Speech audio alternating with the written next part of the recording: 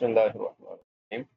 السلام علیکم وعلی آلک و اصحابک یا سید۔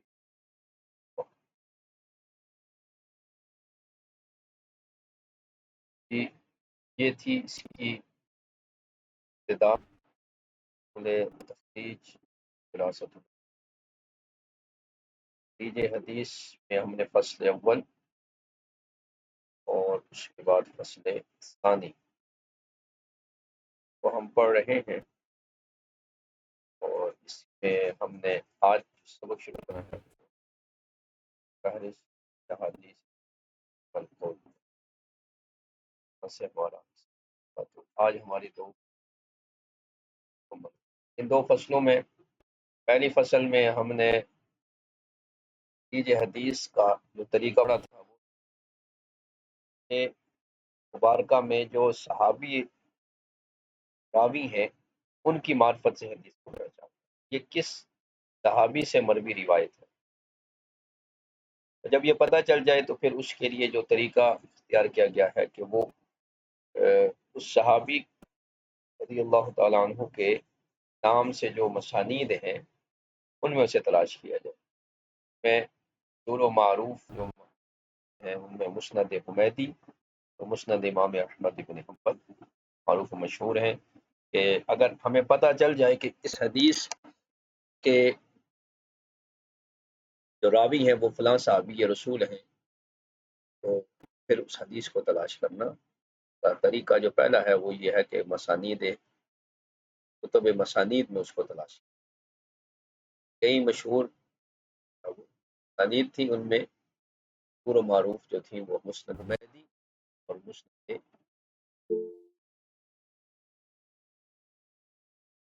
پھر اس کے بعد کتب معاجم، موجم الکبیر، موجم الاوسط، موجم الصغیر، یا اس طرح کی جو کتب لکھی ہیں وہ ان میں پھر اس کو تلاش کر سکتے۔ یہ بھی صحابہ کرام رضوان اللہ تعالی علیہ سے ہی ہے وہ روایت ہمیں معلوم ہو، ان کتب میں ہم بات کریں یہ روایت فلاں صحابی سے ہیں، لہذا دوسرا کتب مسانید کے بعد کتب معاجم آتا۔ پھر اس کے بعد جو ہے وہ اشاریہ کہہ لیں یا کتب اطراف کہا جاتا ہے، تحفۃ الاشراف بمعرفت الاطراف۔ یہ کتب اطراف کی یہ کیا کرتے ہیں کہ حدیث سے مبارکہ کا کچھ حصہ جو معروف و مشہور ہوتا ہے اس کو یہ لے لیتے ہیں، اس کے ذریعے جو ہے وہ تو اس کے لیے تحفۃ الاشراف بمعرفت الاطراف اور ذخائر الموارث بالدلالۃ علی موضع الحدیث، یہ پہلا طریقہ تھا کہ جب راوی حدیث صحابہ کرام میں سے کوئی صحابی ہو۔ دوسرا طریقہ جو ہم پڑھ رہے تھے وہ یہ ہے کہ متن حدیث میں سے پہلا لفظ یا متن حدیث میں سے کوئی لفظ جو ہے وہ جو معروف و مشہور ہے اس کے ذریعے کتب احادیث میں اس کو تلاش کیا۔ تو اس بارے میں جو کتابیں لکھی گئی ہیں وہ حدیث مشہورہ پر یا وہ روایتیں جو لوگوں کی زبان پر مشہور ہیں ان کتابوں میں ان الفاظ کو تلاش کریں گے، یہ جو معروف و مشہور روایت ہے کیا یہ کتب حدیث میں ہے۔ اس کے لیے جو معروف کتاب ہے وہ ہے المقاصد الحسنہ امام سخاوی کی، پھر اس کے بعد کتاب ہے تمییز الطیب من الخبیث فیما یدور علی السنۃ الناس من، پھر اس کے بعد اسی موضوع پر جو ہے وہ کشف الخفاء و مزید الباس، پھر اسی پر اسن المطالب فی احادیث مختلف مراتب، پھر اس کے بعد جامع صغیر امام سیوطی کی ان حدیث البشیر النذیر، تو یہاں تک جو ہے وہ۔ اس کے بعد اگلا تھا المفاتیح والفہارس، کہ مفاتیح اور فہارس کے ذریعے جو ہے وہ ہم احادیث مبارکہ کو جو معروف ہیں انہیں جو ہے وہ تلاش کریں۔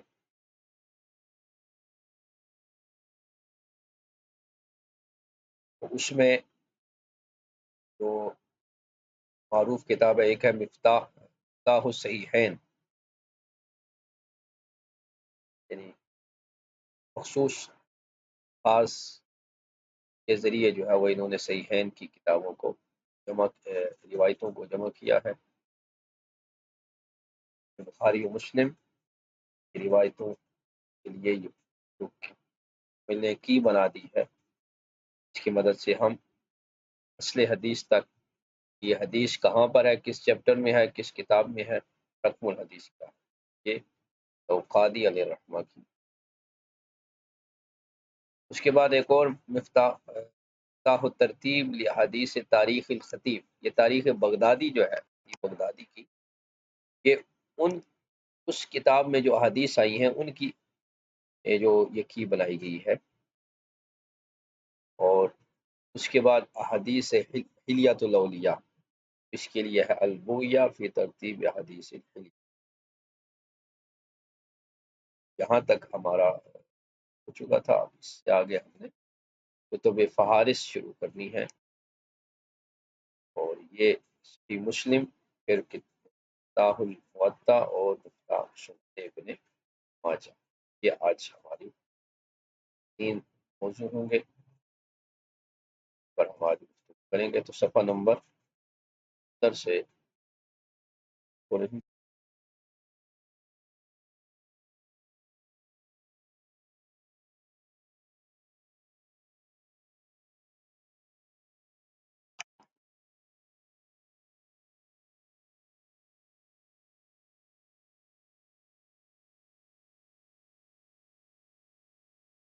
یہ تھی مفتاح الترتیب لحدیث تاریخ خطیب، یہ سید احمد بن سید محمد صدیق الغماری المغربی کی، یہ انہوں نے 90 صفحات سے زیادہ پر جو ہے وہ اس کو نہیں رقم کیا، اور اسی میں جو ہے وہ انہوں نے احادیث جو ہے وہ کر دی۔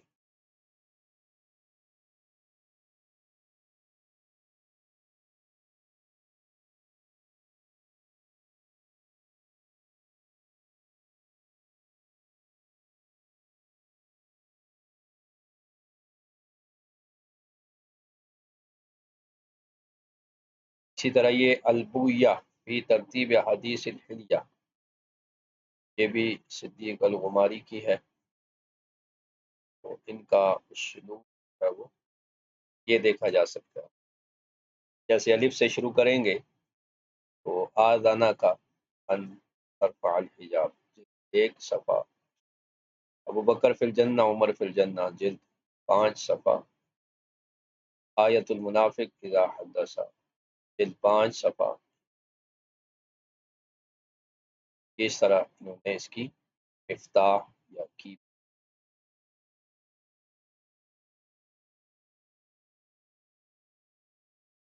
اسی طرح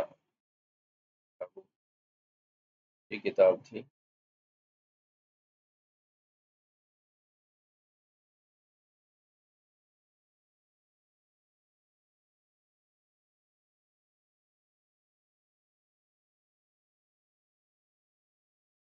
مفتاح الترتیب، یہ انداز جو ہے وہ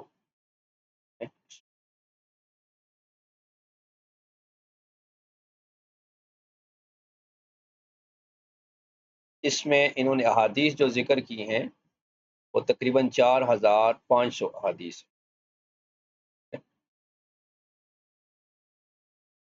اور طاق الخطیب فی تاریخی بسانید، انہیں خطیب بغدادی نے اپنی تاریخ بغداد میں اپنی اسانید سے جو ہے وہ ذکر کیا، تو ان 4500 احادیث کے لیے یہ مفتاح یا کی بک جو ہے وہ تیار کی ہے۔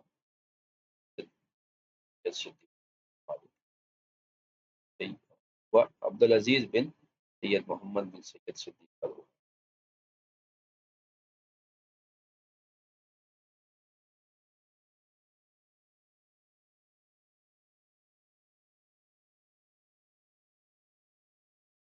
آج کا سبق جو ہوگا وہ یہاں سے ہوگا، کتب فہرس یہ ہے صحیح مسلم کی فہرست احادیث فی مسلم القولیہ۔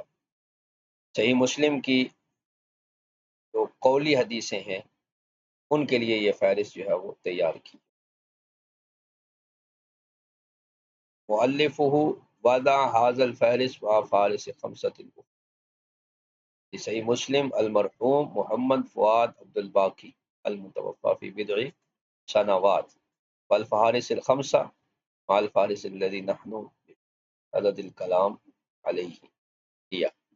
یہ فہرست اور اس کے ساتھ 5 دیگر فہرست یہ صحیح مسلم کے لیے ہے، اور یہ شیخ محمد فؤاد عبد الباقی نے چند سال قبل انتقال فرما گئے، انہوں نے جو ہے وہ تیار کی ہے، اور اس میں ہم کلام کر رہے ہیں۔ اس کے علاوہ جو دیگر فہرست ہیں، ایک ہے فہرست الموضوعات حسب ترتیبها فی الکتاب، یہ ہے۔ پھر ایک الرقم المسلسل لجمیع احادیث من غیر مکرر،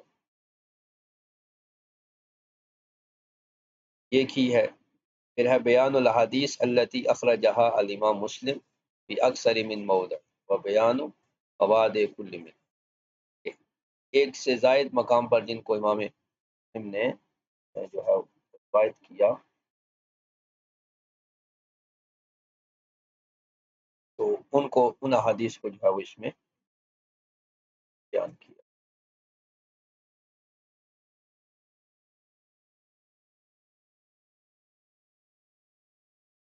اور پھر نمبر 4 پر ہے جو ہے وہ موجم الف بائی اسماء صحابہ رضی اللہ و بیان و حدیث کل من، یہ الف با جی کی ترتیب ہے پر جو ہے انہوں نے صحابہ کرام کے ناموں کے اعتبار سے ایک موجم بنائی ہے، اور اس میں تمام روایتیں بیان کی۔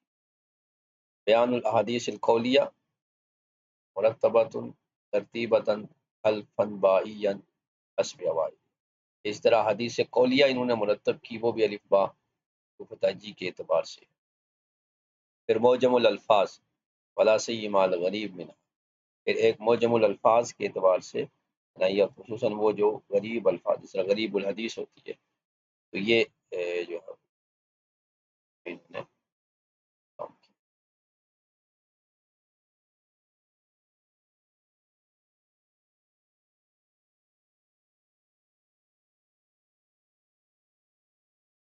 اس کے بعد نمبر 2 پہ ہے وصفہ و کیفیت و ترتیبہ۔ اب اس کتاب کا کی خصوصیت اور اس کی ترتیب کی کیا کیفیت ہے۔ الفہرس الذی نحن بصدد الکلام علیہ والفہرس رقم 5 من الفہارس الستہ السابقہ وهو بیان الحدیث القولیہ مرتبۃ ترتیبا الفا بائیا حسب فوائد، تو جس فہرست میں ہم کلام کر رہے ہیں یہ ان فہرست ستہ سابقہ میں سے ایک ہے، اور اس کا نام ہے بیان قولیہ، جو الف با ترتیب پر جو ہے۔ لقد ذکر المؤلف اطراف الحدیث القولیہ مرتبۃ معجمیا بالنسبۃ کالکلمۃ الاولی من متن الحدیث، مصنف علیہ الرحمہ نے احادیث قولیہ کے اطراف کو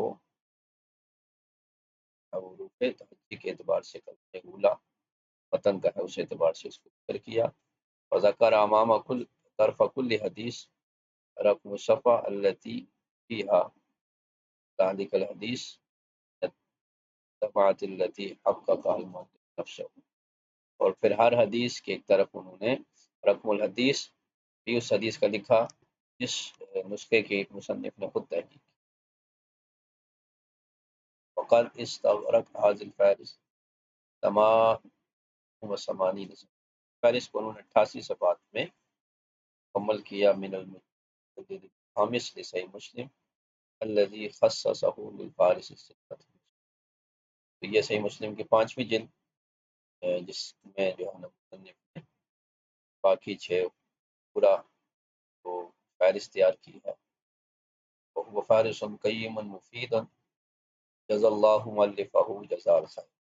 ایک مفید اور قیمتی فہرست ہے، اللہ تعالیٰ مؤلف کو جزائے خیر عطا فرمائے. پھر دوسری جو ہے وہ ہے مفتاح المعطا.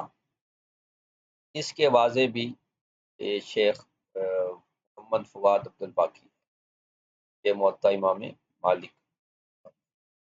آزل مفتاح ہوا کساب کی فی وضعہ و ترتیب، یہ بھی صحیح مسلم ہی کی طرح ہے.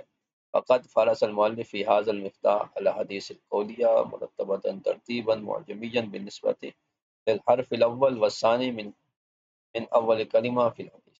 اس میں بھی حدیث قولیہ کو لیا اور متن حدیث کا جو اول کلمۃ من الحدیث، اس مبارکہ کا جو پہلا کلمہ ہے اس میں پہلے اور دوسرے حد کی نسبت کرتے ہوئے حدیث کو. فذکر اطراف هذا الحدیث واشار امامها الى رقم صفحاتی، اور پھر انہوں نے ان حدیث کا ذکر کیا اور آگے جو ہے وہ رقم الحدیث وغیرہ کا بسم اللہ. فجعل هذا المفتاح في آخر الموطا الذي تولى هو ترتیب، یہ بھی موطا کے آخر میں یہ مفتاح جو ہے وہ رکھی ہے. اور یہ وہ مفتاح نافع جدا، یہ بھی ہے نافع ہے، مفید ہے. اب اس میں حدیث کتنی ہے؟ وعدد و حدیث الموطا کلہ حسب ترکیبها من واضع فہرست حدیثاً 1812 حدیث جو ہے نا وہ ٹوٹل حدیث جو اس میں ذکر کی ہیں موطا کی تحقیق کے ساتھ وہ 1812 ہیں. وعدد الحدیث القولیہ الذی فارستها من هذا المفتاح یا 827 حدیث. حدیث قولیہ کی جنہوں نے فہرست بنائی ہے انہوں نے وہ 827 حدیث. ٹوٹل حدیث 1812 ہیں. تو مجموعی طور پر روایتیں جو ہے وہ 1812 اور جو قولیہ کی تعداد ہے وہ 827. پھر انہی کی ہے مفتاح سنن ابن ماجہ. ابن ماجہ کی بنائی ہے کی مؤلف بعد حاضر المفتاح كذلك المرحوم محمد فؤاد عبد. یہ بھی کیسے ہے؟ حاضر مفتاح کا سابقی ہی ایضا، یہ بھی گزشتہ تو مفاتیح کی طرح ہے فضا میں ترتیب میں. یہ بھی احادیث قولیہ کے لیے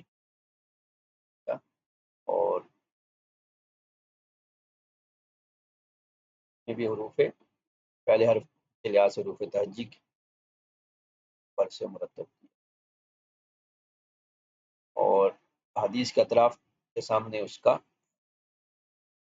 رقم الحدیث بھی لکھا. رقم الحدیث تسلسلی فی السنن نفس، جو اس کا نمبر چل رہا تھا کیا. اور اس کو جو ہے نا اس مفتاح کو بھی سنن ابن ماجہ کے آخر میں جو ہے وہ مفتاح مفید یسیر لباعث الوصول الحدیث بیاثر. یہ بھی مفتاح جو ہے نا وہ بہت مفید ہے، آسان ہے جو حدیث پاک کی طرف جلدی سے پہنچنا چاہیے. اور جب لوگ عدد و حدیث 3100 علاوہ جو تقریباً انہوں نے 3100 احادیث کی جو ہے وہ آج کی حدیث پہنچتی ہیں جو انہوں نے فہرست میں بنائی ہیں. علاقین بالغ عدد و حدیث سنن ابن ماجہ کہا 4340 حسب ترکیم المؤلف المفتاح. 4000 341 حدیث میں سے 3100 حدیث کو وہ دعوت تقریب.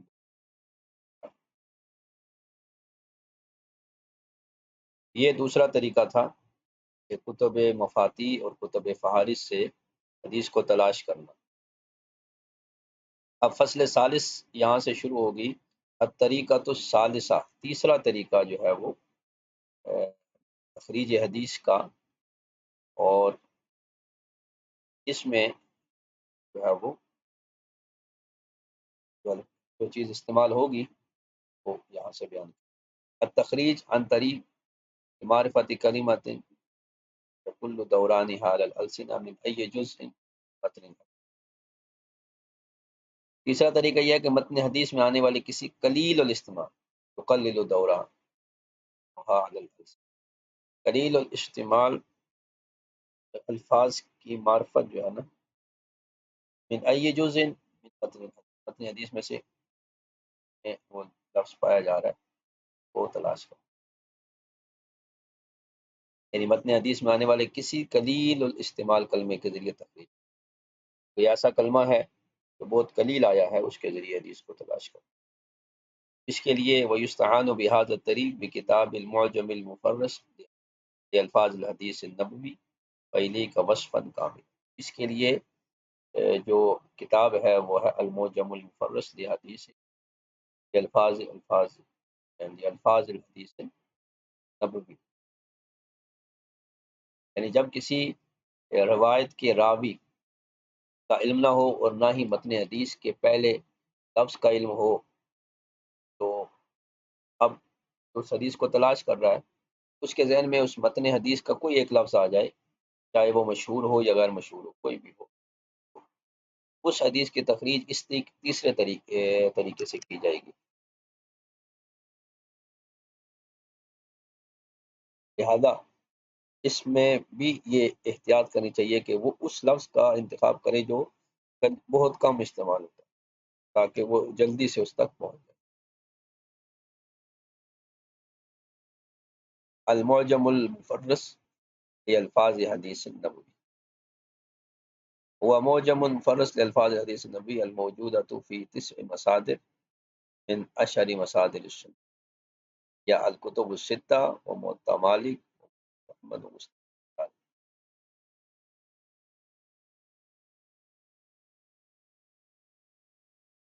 یہ جو معجم ہے کتب تسع جو مصادر سنت میں مشہور ہیں ان کی یہ معجم تیار کی گئی ہے 9 کتابوں سے. یہ کتب ستہ ہیں یا ستہ، 7ویں موطا امام مالک، 8ویں مسند احمد اور 9ویں جو ہے وہ مسند دارمی ہے. ان کو جو ہے وہ ان 9 کتابوں کی ایک معجم بنائی گئی ہے، معجم المفرس، اور یہ بنائی ایک مستشرق نے ہے، یعنی غیر مسلم نے بنائی ہے. وقد رتب هذا المعجم ونظمه لفيف من المستشرق ونشره احدهم وهو الدكتور هارن جان بنسک استاد العربیہ بجامع لندن وذلك بطبعة بری مدینة لندن شاركهم في اخراجه ونشره المرحوم محمد فؤاد عبد الباقی. یہ ایک مستشرق تھا ڈاکٹر ہارن جان بنسک 1939 کی وفات ہے. ایک جماعت نے جو ہے وہ بنایا اور یہ جامعہ لندن میں استاد العربیہ تھا. اس کے ساتھ پھر جو ہے وہ نشر و اشاعت میں اور تفصیل میں شیخ محمد فواد عبد الباقی بھی شریک. وقام هذا المشروع بمساعدة مالیہ من المجامع البرطانیہ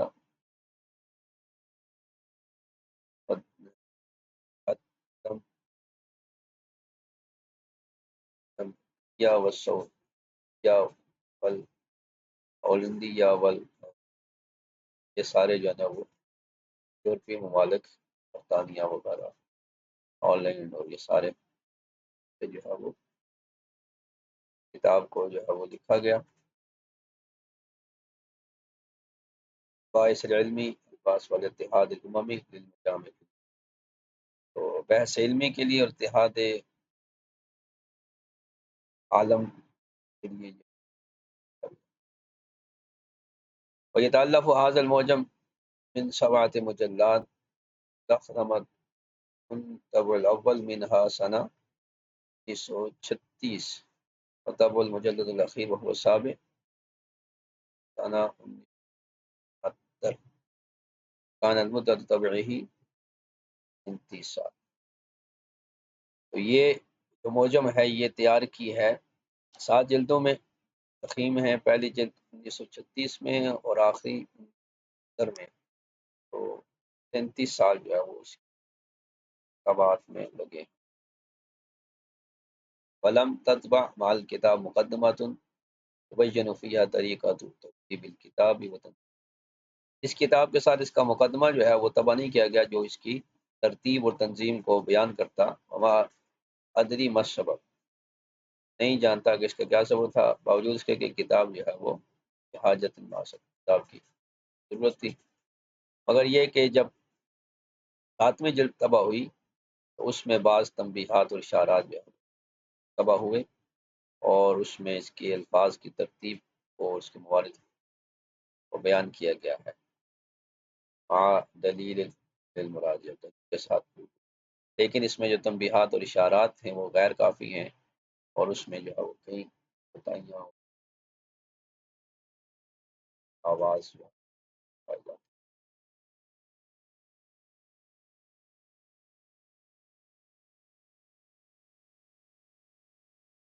ترتیب و مواد المعجم تقاریب و طریقہ ترتیب المعاجم اللغویہ بشکل عام. اس معجم کی جو ترتیب ہے وہ معاجم لغویہ کی ترتیب کے مطابق ہے. طرح لغت کی جو معاجم تیار کی گئی ہے وہ ترتیب پر اس کو بنایا. لیکن اس میں لیکن لیس للاحرف وما یشابہ ولا اسماعیل، لیکن حروف یا اس کے مشابہ یا ما یا علام جو ہے الافعال الذی یکثر ورودها فقال وجاء وما تصرف من حاضر، اور نہ ہی افعال جن کا کثرت سے ورود ہوتا ہے جیسے قال اور جاء اس میں. وکثیرا ما یحیل عند ذکرہ مادۃ من الموارد النظر فی مواد اخرى لیتم استفاء ما قد یطلبه المراجع من الحدیث التي فيها كلمة من هذه المادة.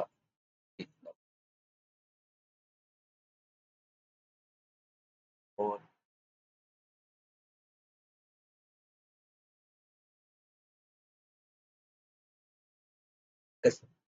کثرت سے جو ہے وہ اس میں جو یحیل عند ذکرہ مادۃ من المواد النظر فی مواد، تو جو بعض جو ہے وہ کثرت سے اس میں آ رہے تھے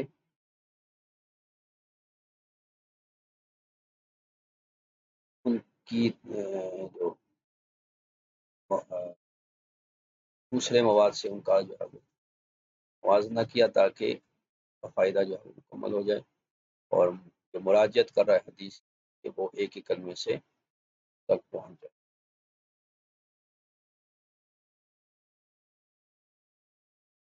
وهذا ما دعا كثيرا من المراجعين فيه يقول ان فيها نقصا كبيرا. لہذا اس وجہ سے کثیر جو رجوع کرنے والے تھے انہوں نے اس بارے میں کہا کہ اس میں یہ ایک نقص کبیر ہے. وَإِنَّهُ لَمْ يُفَرِّسْ كَثِيرًا مِنَ الْحَدِيثِ الْمَوْجُودَةِ بِالْكُتُبِ الَّتِي الْتَزَمَ فَارِسُ الْأَلْفَاظِ. کثیر الفاظ حدیث جو کتب میں موجود ہیں ان کی فہرست، ان کے الفاظ کی فہرست کا انتظام. والحقیقت ان هذه الحالات لا سیما کثرت عدت بالمراجع وطلب وتاخذ من وقته کثیرا في بعض الاحيان۔ حقیقت یہ ہے کہ تمام احادیث کو ان کی کثرت کے باوجود کی مراجعت کرنا یہ مشکل کام تھا۔ وتاخذ من وقته كثيرا من بعض الاحيان ربما يمل ويترك المراجعة ولا يصل الى مطلب۔ اور بسا اوقات کوئی اس طرح مائل ہوتا اور نہ ملتا تو وہ اس کی مراجعت کو ترک کر دیتا اور وہ مطلوب تک نہ پہنچتا، کیونکہ اس کے بعد جو حالیں ہیں وہ اتنے طویل ہیں کہ بعض دفعہ اگر کوئی رجوع کرنے والا ہے وہ 50 مادے سے بھی زیادہ بڑھ جائے، جیسے مثلاً قاتل، ایک لفظ مادہ لیا تو اب یہ قاتل جو ہے وہ طرف رجوع کرے گا تو وہ 60 مرتبہ جو ہے، بعض فی مادہ قتال، بعض میں مادہ قتال ہے، بعض میں اس سے جدا ہے، لہذا یہ جلد 5 صفحہ 200 نامے میں فرمش۔ وربما ان معرفت نظام ترتیب المواد المعجم هذا ضروریت، لیکن بسا اوقات یہ جو ترتیب ہے یہ رجوع کرنے والے کے لیے ضروری ہوتی ہے، لہذا جلد رابع کے شروع میں جو ہے وہ اس کو جو ہے وہ تباہ کیا گیا، تو ایک منظم ترتیب جو اس کو رجوع کرنے والا ہے وہ اس کی کیفیت وغیرہ۔ اب یہ افعال اور اسماء اور اس پر جو ہے اس کو ترتیب و نظام المواد فی المعجم برسل الفاظ الحدیث النبوی، حدیث نبوی میں جو اس کی ترتیب ہے۔ اب سب سے پہلے افعال آئیں گے، افعال میں ماضی، مضارع، امر، اس میں فاعل، اس میں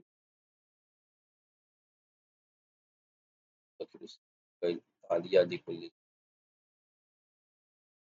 جی، اور افعال المبنیہ للمعلوم دون الواحد، تو معلوم کے صیغے ہیں مبنیہ، نہ کہ ان کے لاحقات کی طرح فعال کا بھی ہیں، سارے جو ہے وہ انہوں نے اس میں ذکر کیے ہیں۔ اسی طرح معانی، اسماء المعانی ہوں گے، اس میں مرفوع وہ ہوگا جو تنوین کے ساتھ، اس میں بغیر تنوین کے اور بغیر لواحق کے لاحقی، جس میں مجرور اضافت کے ساتھ، اس میں مجرور اضافت کے ساتھ بغیر تنوین کے، اس میں مجرور اضافت مع لاحق کے ساتھ، اس میں مجرور حرف جر کے ساتھ، اس میں منصوب تنوین کے ساتھ، اس میں منصوب کا تنوین طرح مذکر مؤنث، پھر اس کے مشتقات، اور یہ سارے جو ہے وہ اب جو رقم الحدیث کے لیے جو اشارات قائم کیے ہیں،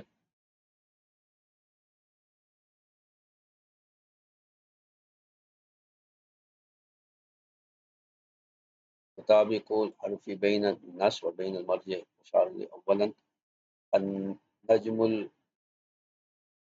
المزعوج ويدل على تکرر لفظ فی الحدیث المنقول او فی الباب او فی السبب، یہ دو سٹار جب اس میں ہیں تو یہ اس بات پر دلالت ہے کہ یہ حدیث تکرار سے ہے، منقول ہے، یا اس باب میں یہ سب۔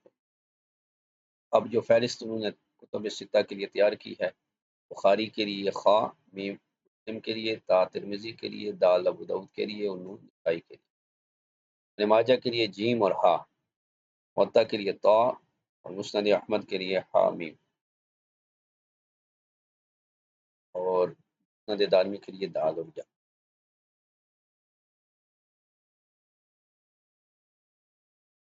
اور پھر اس میں جو رموز رکھے گئے، جو عادت الوادی فی اسفل کل صفحۃ من المعجم تشہیلا، تو ہر صفحے کے نیچے، تاکہ وہ رجوع کرنے والے کے لیے آسانی ہوتا ہے اس میں آسانی سے رجوع کر سکے، دلالت کرتا ہے۔ طریقۃ الدلالۃ علی موضع الحدیث فی الکتب الستۃ المذکورہ بعد کتابت منزل کتاب وکتابت اسم الکتاب الموجود فی ذلک الحدیث۔ اب کیا طریقہ ہوگا کہ کتب مقدسہ میں مصغرہ کے بعد جیسے قولی ادب ادبا مثلا الا فی مسند احمد طبعا انه مرتب علی المثانی ثم اشارہ الی رقم الباب، رقم باب جو اس میں کتاب میں داخل ہوگا اس کی رقم ہے 15، وذالک فیما عدا پھر یہ کہیں گے کہ سوائے صحیح مسلم، تو یہ رقم جو ہوگا یہ مسلسل تو رقم الحدیث چل رہا ہے اس میں اولی کتاب سے ہی اس پر، پھر اس کے بعد مسند ہوگی، یہ اشارہ کریں گے کہ طرف موضع حدیث میں اس کی طرف اشارہ کریں گے،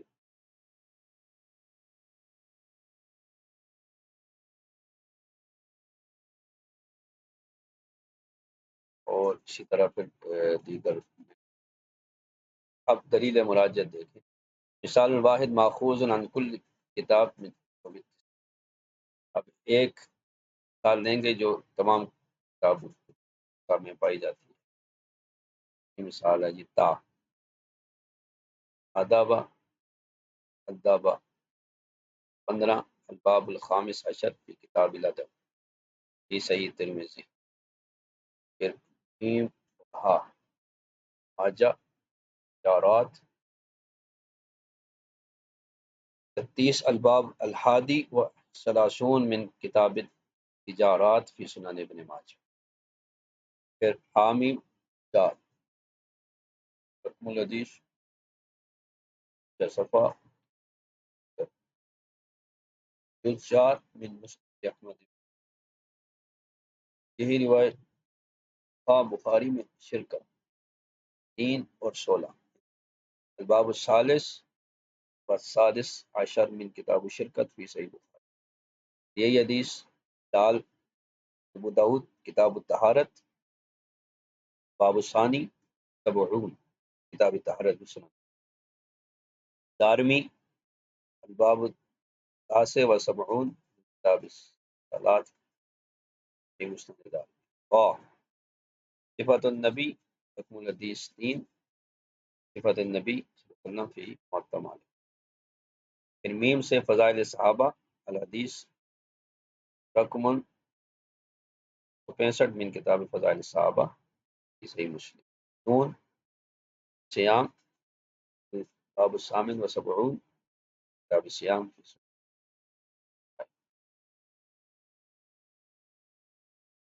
وقد ذکر فی اول جلد السابق بعض التنبیہات والاصطلاحات ویلی کا، تو جلد سابع میں اس کی کچھ تنبیہات اور اصطلاحات وہ جو ہے یہاں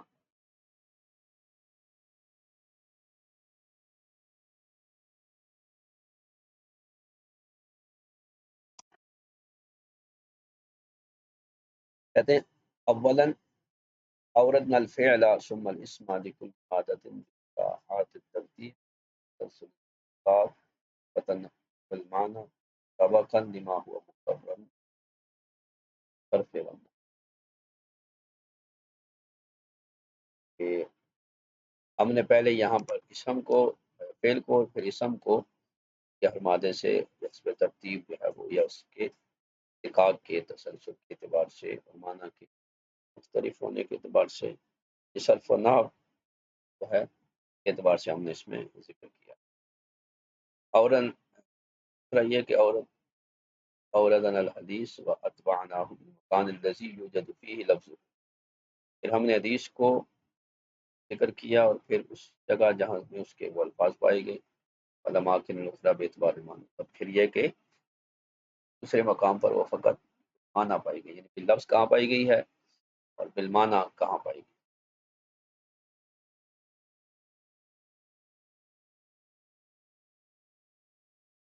تو کبھی کبھار جو ہے وہ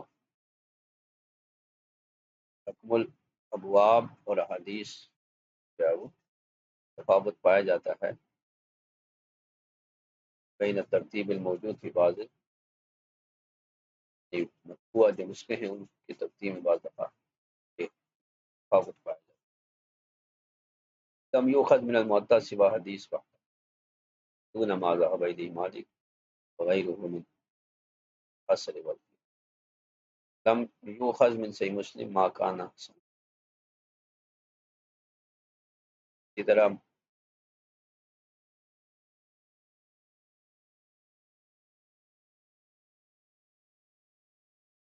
ہوتا امام مالک سے سوائے ایک نہیں لیا سوائے ایک دون ما ذهب الیہ امام مالک کے علاوہ دیگر جو ہے وہ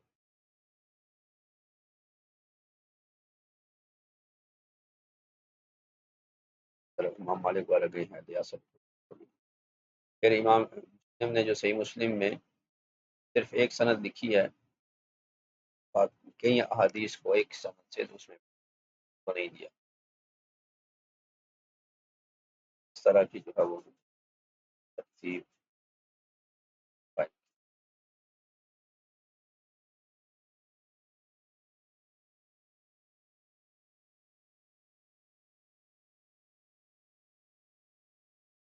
یہ آگے پھر انشاءاللہ